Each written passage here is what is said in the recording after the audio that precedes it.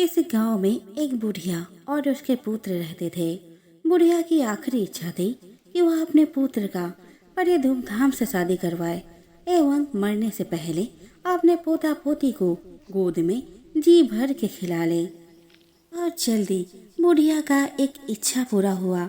उसके घर में एक बहुत ही सुंदर, सुशील एवं शालीन स्वभाव की पुत्र वधू आई। पुत्र वधू बहुत ही धार्मिक स्वभाव की स्त्री थी, परंतु शादी के कई साल बीतने पर भी बुढ़िया की पोता पोती को गोद में खिलाने का सौभाग्य प्राप्त नहीं हुआ। अतः बुढ़िया ने अपने पुत्र की दूसरी शादी करवा दी। ये नवेली दुल्हन बड़े ही रंग ढंग की थी। पूजा पाठ से उसका दूर दूर से कोई नाता न था। नई दुल्हन ने घर में आते ही अपने पति को अपने बस में कर लिया। अपने सौतन और अपने सास को वह फार्म हाउस पर भेज दी और अपने ही आलीशान महल में अपने पति के साथ रहने लगी। उसका सौतन और सास से वो खेत पर काम करवाती। खाने के लिए सिर्फ एक टाइम ही सूखी रोटी देती। ऐसे उनका दिन कट रहा था। एक दिन बड़ी बहू अपने भाग्य पर रो रही थी कि तभी एक सफेद साड़ी पहने बुढ़िया उसके पास आई और उसे 11 माता का व्रत करने को कहा और साथ ही उसने उसके पूजन विधि भी बताई। और पूजन विधि बताकर वह अंतर ध्यान हो गई। बड़ी बहू हर एकादशी पर सुबह जल्दी उठकर स्नान कर स्वच्छ वस्त्र धारण करती। उसके बाद विष्णु की कथा सुनती, उनकी पूजा करती, उन्हें पीले रंग की पुष्प माला, तिलक, तुलसी दल, पंचामृत तथा भोग अर्पित करती। वह निर्जला व्रत रखती। करते करते कई एकादशी बीत गई।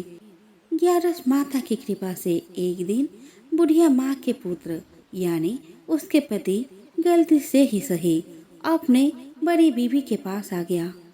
11 माता की कृपा से बड़ी बहू गर्भवती हो गई। उधर छोटी बहू भी पेट से थी। 9 महीने बाद बहू ने एक एक पुत्र को जन्म दिया। बुढ़िया की आखिरी इच्छा भी पूर्ण हुई और वह खुशी खुशी परलोक धाम चली गई। इधर दोनों के बच्चे पलने लगे। एक बच्चा फार्म हाउस में और दूसरा बच्चा आलीशान महल में पलने लगा।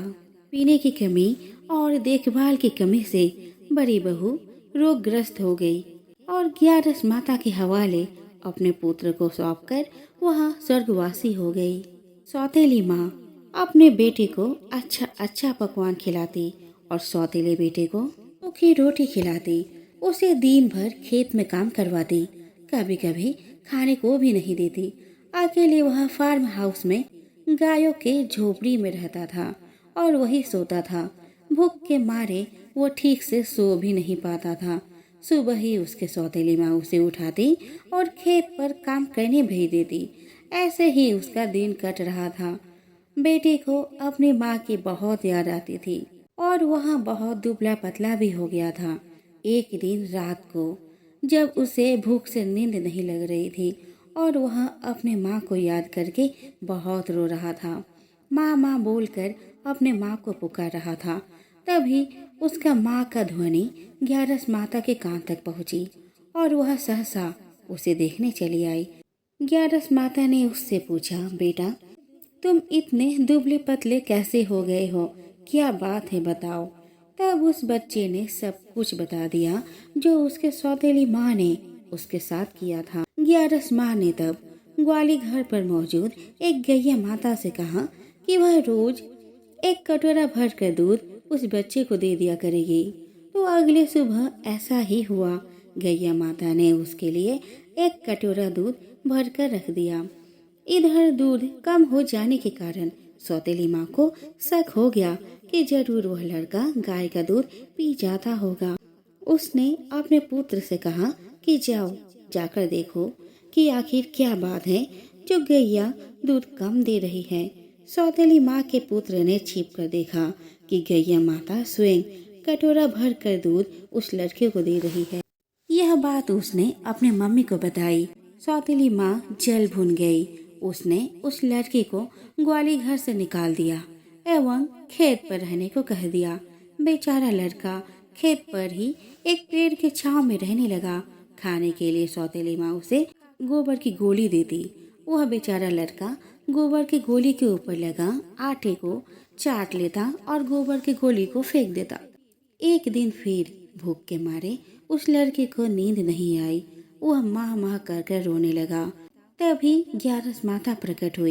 ग्यारस माता ने कहा कि बेटा तुम इधर आओ, ये दोनों पत्थर को उठा कर देखो। तो उस लड़के ने पहला पत्थर को उठाया तो उसने पाया कि वहाँ स्वादिष्ट भोजन रखा हुआ था, और दूसरा पत्थर को उठाया तो वहाँ पे ठंडे पानी का कुआं था। तब ग्यारस माता ने कहा बेटा तुमको जब जब भूख लगेगी तब तब तुम यहाँ आकर पत्थर हटाकर खाना खा लेना। इस प्रकार कुछ दिन बीत गए। उसके सौतेली माँ ने देखा कि क्या बात है, दिन पर दिन उसका सौतेला बेटा इतना तंदुरुस्त होते जा रहा है और मेरा बेटा दुबला पतला होते जा रहा है। आखिर क्या बात है? उसने अपने बच्चे को उस पर नजर रखने को भेजा। उस लड़के ने देखा कि उसका भाई पत्थर उठाया तो वहाँ स्वादिष्ट भोजन एवं ठंडा पानी रखा हुआ था। यह देखकर उसने अपने भाई से पूछा कि यह सब क्या बात है, यहाँ पे खाना किसने रखा? तब उस बेचारे लड़के ने अपने सौतेले भाई से ग्यारस माता के बारे में सब कुछ बता दिया। जब यह बात सौतेली माँ को पता चला तो वह उस कुएं को ही बंद करवा दी। इस पर ग्यारस माता को बहुत गुस्सा आया। उन्होंने सांप बनकर उसके बेटे को डस लिया। इधर सौतेली माँ का रो रो कर हालत खराब हो गया। उसने अपने बच्चे को लेकर डॉक्टर के पास गई। डॉक्टर ने कहा कि तुम्हारे बेटे को तो कुछ भी नहीं हुआ, तुमने जरूर ऐसा कुछ काम किया होगा जिसके कारण तुम्हारा बेटे का ऐसा हाल है। तुमने शायद किसी के बेटे के साथ अच्छा व्यवहार नहीं किया होगा, उसे खाने को नहीं दिया होगा, उसे कष्ट पहुंचाया होगा, जिसका फल तुम्हें आज भोगना पड़ रहा है। सौतेली माँ ने कहा कि आपको यह बात किसने बताई? यह सब गलत है। तब वह डॉक्टर अपने असली रूप में आ गया। दरअसल वो डॉक्टर नहीं बल्कि ग्यारस माता थी। ग्यारस माता को देखकर वह बहुत ही आश्चर्यचकित हो गई। वह पैर पर गिरकर अपने किए की माफी मांगी। ग्यारस माता ने कहा बच्चे तो भगवान के रूप होते हैं, वह चाहे तुम्हारा बेटा हो या फिर किसी और का, तुम्हें सबके साथ अच्छा व्यवहार करना चाहिए था, पर तुमने ऐसा नहीं किया। इसी का परिणाम आज तुम भोग रही हो। सौतेली माँ ने कहा मुझे माफ कर दीजिए माता, आज के बाद मैं ऐसा गंदा काम कभी नहीं करूँगी। दोनों को ही मैं बराबर प्यार करूँगी और प्रत्येक एकादशी को मैं व्रत किया करूँगी। ग्यारस माता ने उसके बेटे का प्राण लौटा दिया। तब से सौतेली माँ ने दोनों बच्चों से बराबर प्यार करने लगी।